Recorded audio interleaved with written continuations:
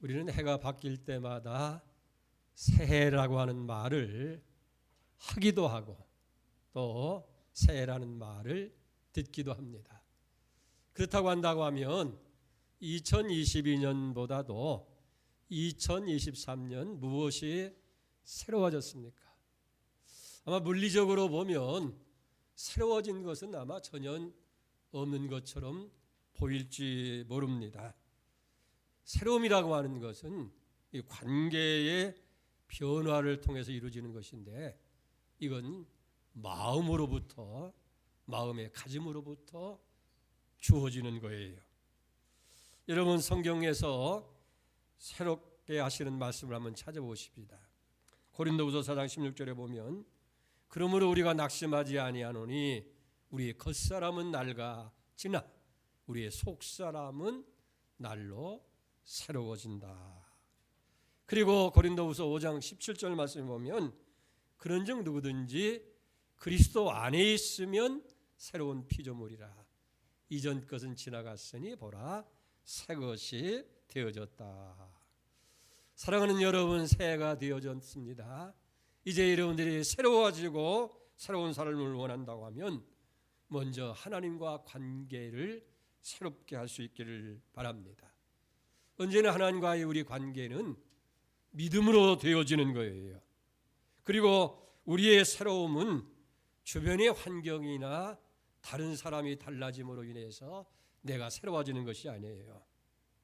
내 스스로 내가 새로워져서 내가 새 그릇이 되고 새로운 피조물이 되지 아니하면 세상이 바뀌고 천지가 다 변화된다 할지라도 그 새로운 것은 내 것이 될 수가 없다 하는 거예요. 언제나 새로운 것이라고 하는 것은 외적인 것보다는 내적인 것으로 이 관계를 통해서 이루어지는 거예요. 가령 예를 든다고 한다고 하면 갓 결혼한 사람을 가리켜서 새신랑, 새색시, 새댁이라고 그렇게 부르잖아요. 그런데 그 새신랑, 새색시가 무엇이 새로워졌겠어요? 옛날 그 사람 그대로일 거예요. 그러나 새로운 관계 속에서 전혀 달랐던 사람을 남편으로 부르고 아내로 부르는 이 관계 속에서 새신랑이 되어지고 새색시가 되어지는 거예요. 하나님과의 관계도 마찬가지입니다. 제약 속에 붙여 살던 우리가 하나님의 은혜로 말미암아서 죄의 용서를 받고 구원을 받아서 이제는 새로운 사람으로 하나님의 자녀가 되고 천국 백성이 되어질 때에 비로소 새로운 피조물이 되어지는 거예요. 그리고 말씀드린 대로 하나님과 우리의 관계는 믿음으로 되어지는 것인데 하나님과 관계가 바로 되어지면 우리의 삶의 목적이 변하고 또 목표가 변화되게 되고 우리의 삶의 가치관이 변하게 되어지는 거예요. 이 관계 속에서 비로소 새로운 사람이 되어집니다. 이제 2023년 새해를 맞이하는 성도 여러분, 하나님과의 바른 관계 속에서 새로운 사람이 되고 새로운 피조물이 되는 은혜가 임하기를 주의 이름으로 축복을 드립니다. 우리가 요한복음 1장 12절 말씀을 보면 예수님께서 그 심령 속에 예수님을 모신 사람은 하나님의 자녀가 되고 하나님 그의 아버지가 된다. 그래서 보세요. 영접하는 자 곧 그 이름을 믿는 자들에게는 하나님의 자녀가 되는 권세를 주셨으니 그랬어요. 예수 그리스도를 영접하게 될 때에 우리는 하나님의 자녀가 되고 하나님은 우리의 아버지가 되신다 하는 거예요. 여러분 자녀가 된다고 하는 거 아주 굉장한 거예요. 자녀라고 하는 것은 부모가 어떤 신분, 어떤 지위를 가지고 있느냐에 따라서 그 부모가 가지고 있는 그 은공과 그 덕을 다 자녀가 누리게 되어 있는 거예요. 보세요. 자녀라고 하는 것은 그 부모에게 태어났다는 한 가지 사실로 인해서 수많은 삶의 조건이 결정되는 거예요. 가령 이재용 씨 보세요. 이건희 씨의 아들로 태어났다는 것 때문에 젊은 나이에 세계적인 기업의 후계자가 되어지고 이제 50대가 돼서 그 그룹의 회장이 되어지는 거 아닙니까? 그리고 여러분, 자녀된 입장에서 보면 부모님이 어떤 분이고 무엇을 가지고 있고 어떤 권세, 어떤 지위를 가지고 있느냐 하는 것을 자식이 잘 알고 그걸 파악하고 있게 되면 그 부모가 가지고 있는 모든 것을 다 누릴 수 있는 그런 지혜, 삶이 되어진다, 그런 얘기입니다. 근데 어떤 자녀는 보면은 부모를 다 이해하지 못하고 알지 못해서 부모로부터 물려받고 누릴 수 있는 것들을 누리지 못하는 어리석은 사람들이 많이 있는 것을 우리가 보게 되어요. 여러분, 더 안타까운 것은 우리가 다 예수 믿어서 하나님의 자녀가 되었는데 하나님을 바로 알지 못하기 때문에 하나님께서 우리에게 주시는 은혜, 축복, 그 복을 다 누리지 못하는 이 안타까운 삶 속에 우리가 놓여 있다고 하는 사실이에요. 그래서 선지자 호세아는 호세아 6장 3절에 보면 그러므로 우리가 여호와를 알자, 힘써 여호와를 알자. 그의 나타나시면 새벽 끝같이 어김이 없나니 비와 같이 땅을 적시는 늦은 비와 같이 우리에게 임하시리라 하니라. 하나님을 힘써 알자는 거예요. 여러분, 그렇기 때문에 우리가 신앙생활에 가장 중요한 건 뭡니까? 하나님을 바로 아는 거예요.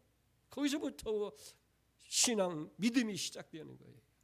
여러분, 하나님은 복의 근원이시고 우리에게 복을 주시는 분이신 것을 믿으시기 바랍니다. 히브리서 6장 14절에 보면은 이르시되 내가 반드시 너에게 복을 주고 복 주며 너를 번성케 하고 또 번성케 하리라. 여러분, 하나님께서는 우리에게 얼마나 복 주시기를 소원하고 계시고 얼마나 복 주시기를 간절히 원한다는 사실을 우리가 안다고 한다면, 아, 그렇구나, 우리가 하나님의 복을 받아 누려야 되겠구나, 하나님은 정말 복의 근원이고 우리에게 복 주시는 분이신다는 사실을 여러분들이 기억하시기 바랍니다. 여러분, 그렇다고 한다면 하나님께서 우리에게 주시고자 하시는 복이 무엇이고 우리가 이 새해에 꼭 받아야 할 복이 뭐냐? 오늘 본문의 말씀을 통해서 그걸 우리에게 세 가지로 얘기해 주는 거예요. 그래서 이것을 제사장의 축복의 선언이라는 거예요. 너희는 제사장들에게 말씀하시는 거예요. 너희는 이스라엘 백성들에게 그렇게 축복을 빌어줘라. 그러면 내가 그 복을 다 이루어주리라. 이게 하나님이 제사장들에게 주시는 말씀이라는 거예요. 자, 어떤 복이에요?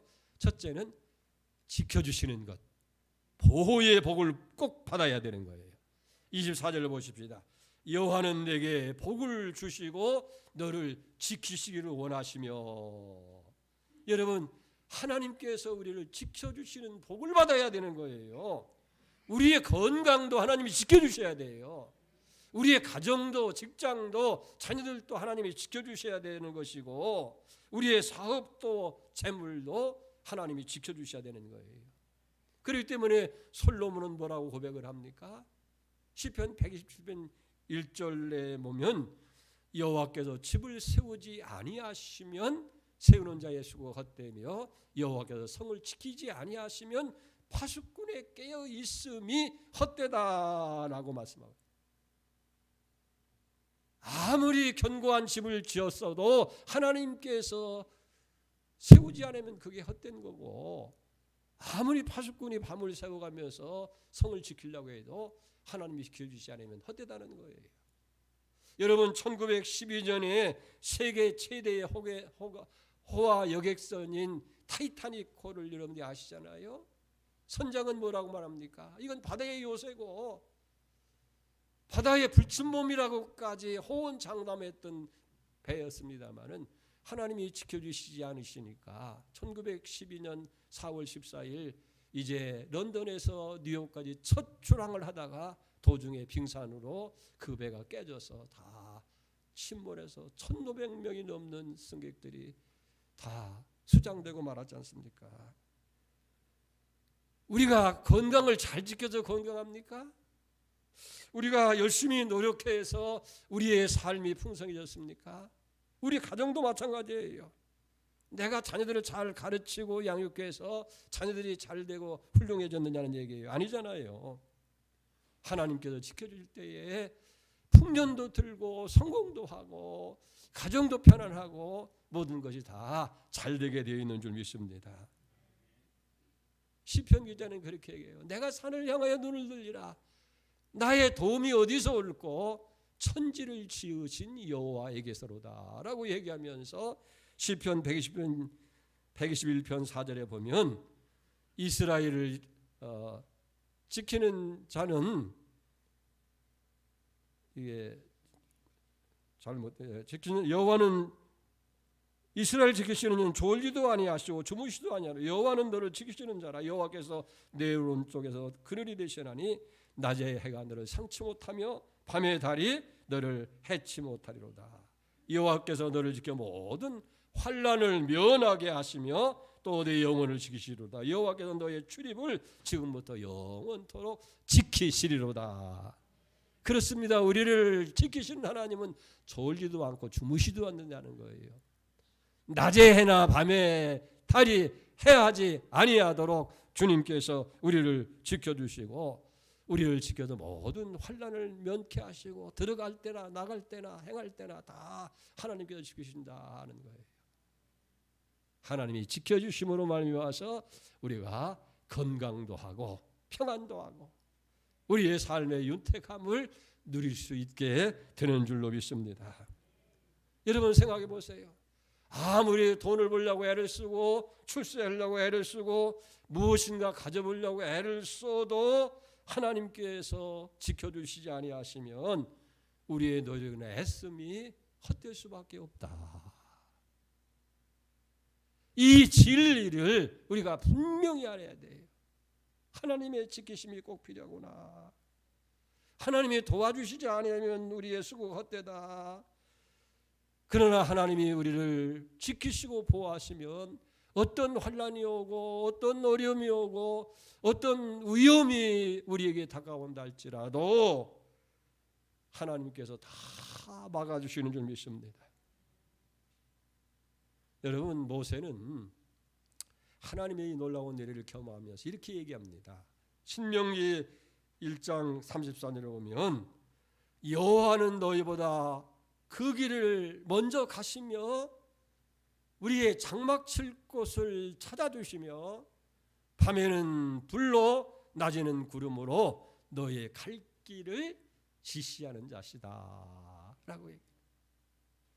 그리고 이사야 45장 2절 3절에 보면 내가 너보다 앞서가서 험한 것을 평탄케 하며 논문을 쳐서 부수며 쇠빗장을 꺾고 내게 흑암 중에 보아 은밀한 곳에 숨은 재물을 내게 주어 내 이름을 부르는 자가 나 여호와 이스라엘 하나님인 줄을 알게 하리라. 할렐루야. 여러분 걱정하지 마세요. 2023년에도 하나님께서 먼저 앞서 가시는 거예요. 우리보다. 그래서 장막 칠 곳을 찾아주십니다.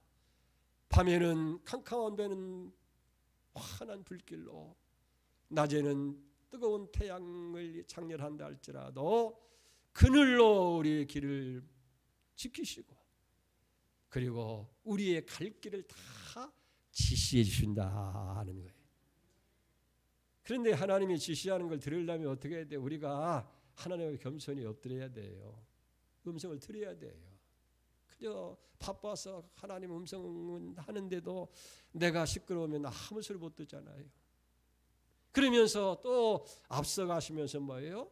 모든 장애 험한 것을 다 평탄케 만들어 주시고 가로막는 쇠빗장을 꺾고 논문을 쳐서 부수시고 그리고 흑암 중에 숨겨진 은밀한 보화를 우리에게 주시는 하나님이시다. 할렐루야. 그렇기 때문에 2023년에 우리가 받아야 할 복은 하나님의 지키심의 복, 하나님의 절대적인 보호의 복이 여러분이 임하기를 주의 이름으로 축복합니다.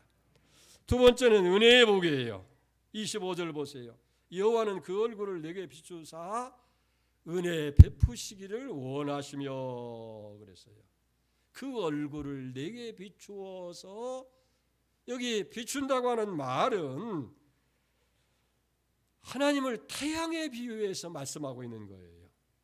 여러분, 찬란한 태양빛도 밤이 되어서 저 수평선 밑으로 가면 깜깜한 어두운 밤이 될 수밖에 없는 거예요. 우리 인간에게도 마찬가지입니다. 의의 태양이신 하나님의 빛이 우리에게 비추지 아니하면 우리에게 어둠이 올 수밖에 없다는 거예요.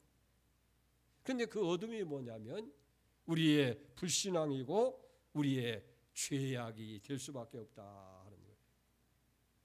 일찍이 이사야는 이렇게 고백하잖아요. 49장 59장 1절 2절에 보니까 여호와의 손이 짧아서 구원치 못하고 아니요 여호와의 귀가 둔해서 듣지 못함이 아니라 오직 너의 죄악이 너희와 하나님 사이를 내었고 너의 죄가 그 얼굴을 가려워서 너희를 듣지 못하게 하려 하심이라 라고 말씀하고 있는 것을 보게 됩니다.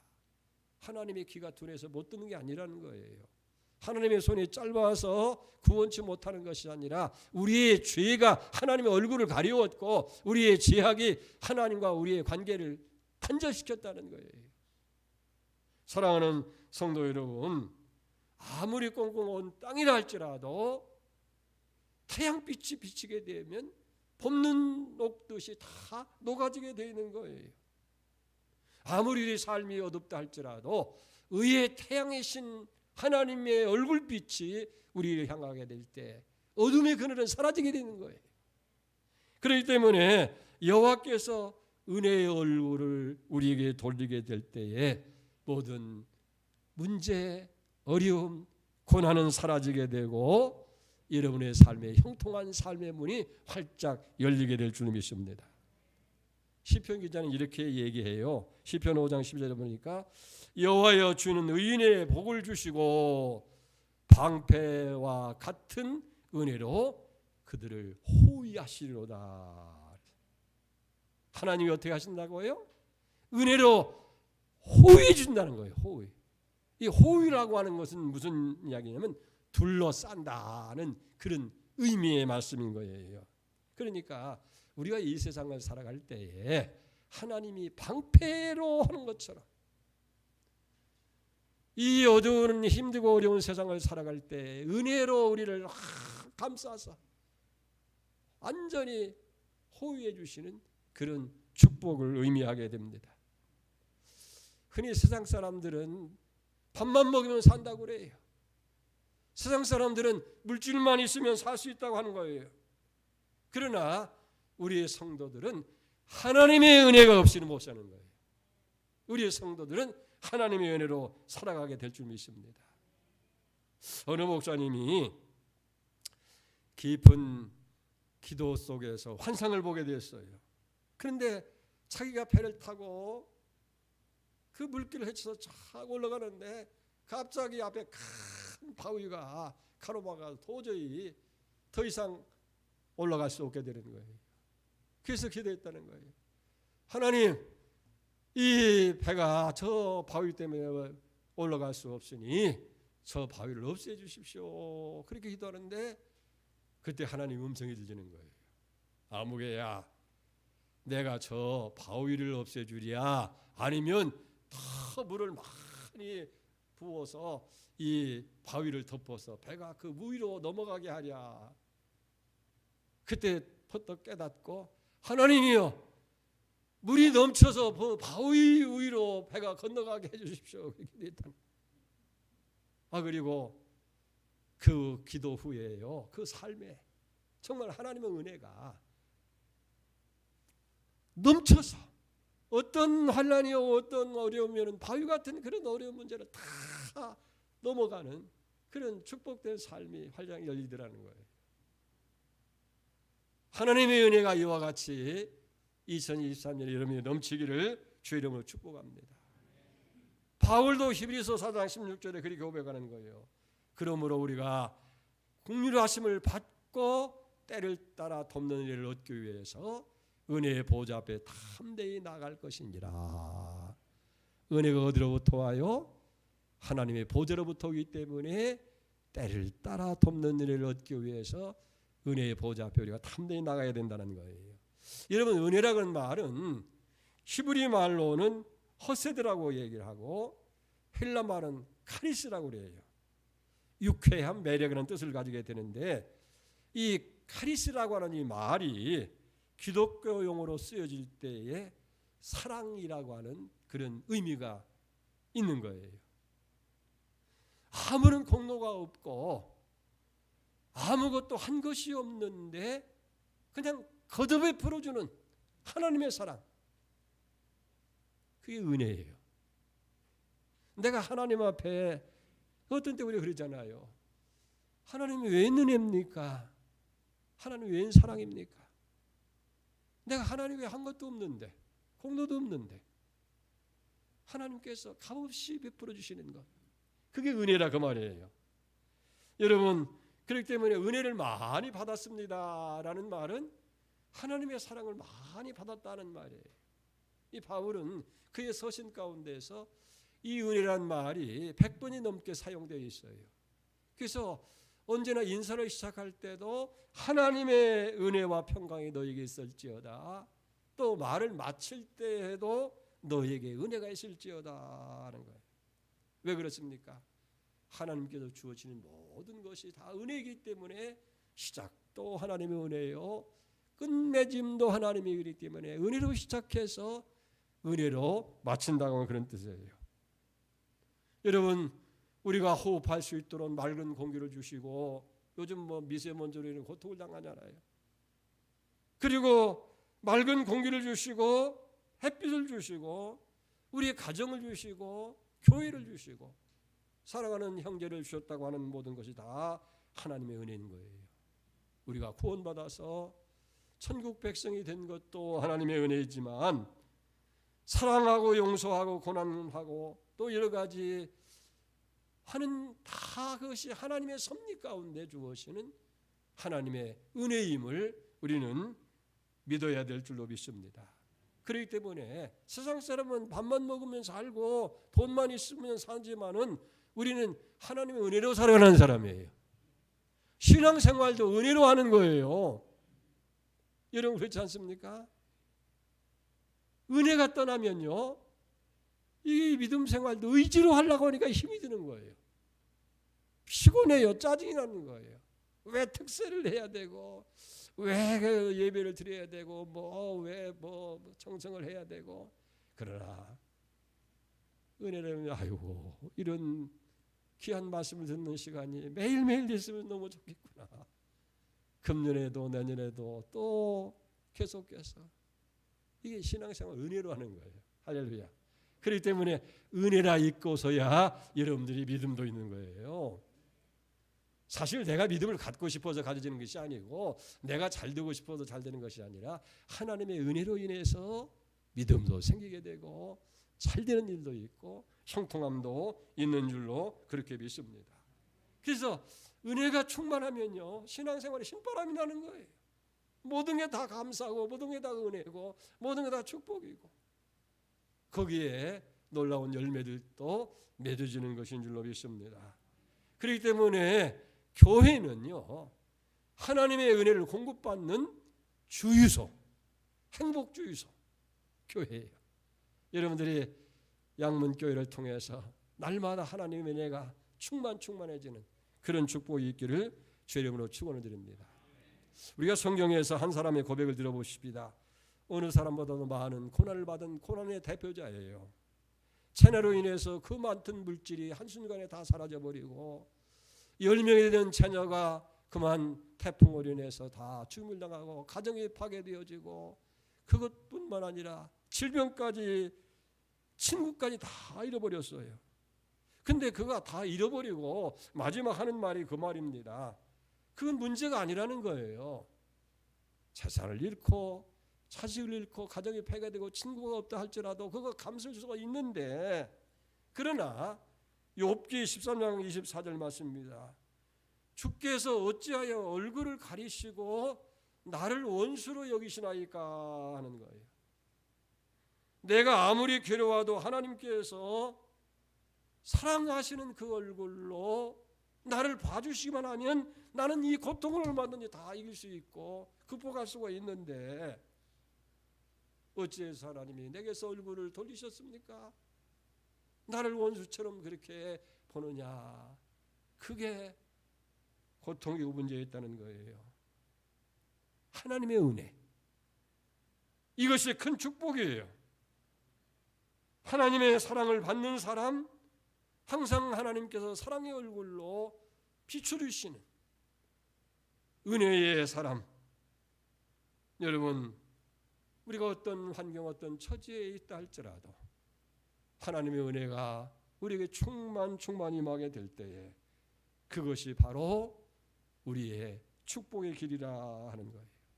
그래서 하나님께서는 내게 얼굴을 비추사 은혜 베푸시기를 원한다.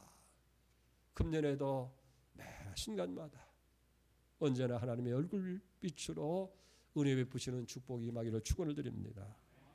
마지막 세 번째는 평강의 복이에요. 샬롬의 복입니다. 26절을 보세요. 여호와는 그 얼굴을 내게로 향하여 드사 평강 주시기를 원하노라 할지니라.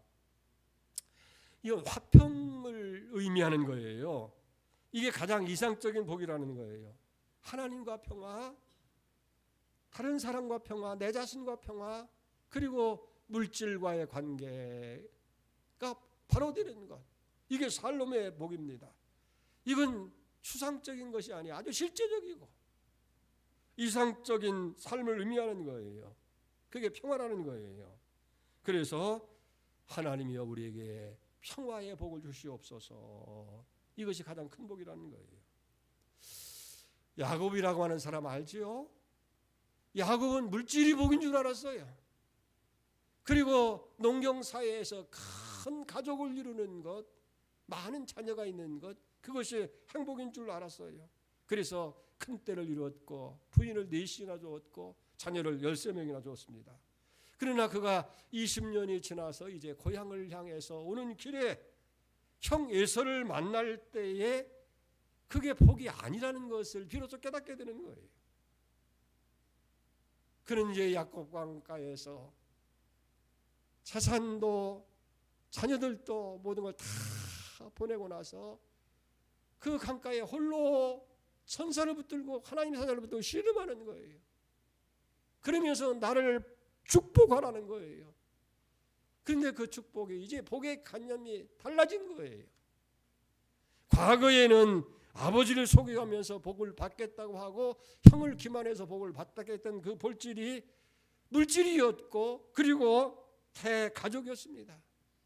그러나 이 위기 앞에서 오늘 야곱이 생각하는 축복의 개념, 오직 하나님이여 평화의 복을 주시옵소서. 비로소 평화의 복이 얼마나 중요한지를 깨닫고 하나님의 사자를 붙들고 씨름하면서 그 복을 구하는 거예요. 목숨을 걸고 샬롬, 이 복을 달라는 거예요. 하나님과 평화, 사람과 평화, 하나님이여 나에게 평강의 복을 주시옵소서. 이스라엘 백성은 일찍이 많은 전쟁을 겪었어요. 그러다 보니까 그 많은 물질이 그리고 애써 모아놨던 그런 모든 것들이 한순간에 다 사라져버리고 없어지는 것을 깨닫게 되는 거예요. 그런 걸 보면서 그래서 저들이 구하는 것은 샬롬, 하나님 평화를 주시옵소서. 평화가 있고서야 건강도 물질도 지위도 명예도 유지되는 것이기 때문에 그런 거예요. 그렇기 때문에 저들은 하나님이여 우리에게 평화의 복을 주시옵소서. 그 복을 하나님께 구하고 또 받기를 원했던 것을 우리가 보게 되어집니다. 이제 오늘 말씀을 맞으려고 합니다. 하나님은 우리에게 복 주시는 분이에요. 하나님께서 우리에게 주시는 복을 우리가 받아야 돼요. 이 복을 받고서야 새해가 있는 거예요. 내일이 있는 것이라는 거예요. 그래서 오늘 우리가 이 한 해 동안 꼭 받아야 할 복은 뭡니까? 여호와는 우리에게 복 주시되 지키시기를 원하시며 하나님이 우리를 지켜주시는 복입니다. 여호와는 그 얼굴을 내게 비추사 은혜 베푸시기를 원하시며 은혜의 복입니다. 여호와는 내게로 향하사 평강 주시기를 원하노라. 그들이 이렇게 축복할 때에 내가 그들에게 복을 주리라. 하나님의 약속입니다. 사랑하는 성도 여러분, 2024년은 하나님께서 보호하시는 복, 하나님이 지켜주셔야 건강도, 직장도, 가정도, 우리 삶인데 하나님 이 한 해 동안 지켜주십시오. 가정을 지켜주십시오. 사업을 지켜주십시오. 우리 자녀들을 지켜주십시오. 교회를 지켜주십시오. 이 나라, 이 민족에 안녕을 주시옵소서. 여러분, 그 복이 임하기를 바랍니다. 하나님의 은혜가 절대로 필요한 거예요. 하나님의 은혜가 방패가 되고 하나님의 은혜가 호유되어질 때에 여러분의 삶이 넘치게 될 줄 믿습니다. 그리고 평화, 화목, 하나님과 평화, 이웃과 평화, 내 자신과 평화, 모든 평화가 여러분들 임하는 축복이 임하기를 주의 이름으로 축원드립니다. 하나님 아버지, 2023년을 저희 맞이하면서 우리는 새해가 되어졌다고 얘기하지만 무엇이 새해입니까? 이건 외적인 것이 아니라 마음으로부터 주어지는 건데 하나님과의 관계가 살아질 때에 비로소 우리는 새로운 피조물이 되고 하나님의 관계 속에서 자녀의 축복이 임하는 줄 믿습니다. 이 새해에 우리가 꼭 바다의 복을 오늘 말씀을 통해서 주셨는데 지켜주시는 복, 은혜의 복, 이 평화의 복이 우리 가정에, 우리 교회와 우리 민족에 그리고 우리 자신에게 넘치게 하여 주옵소서. 예수님의 이름으로 기도 올려옵나이다. 아멘.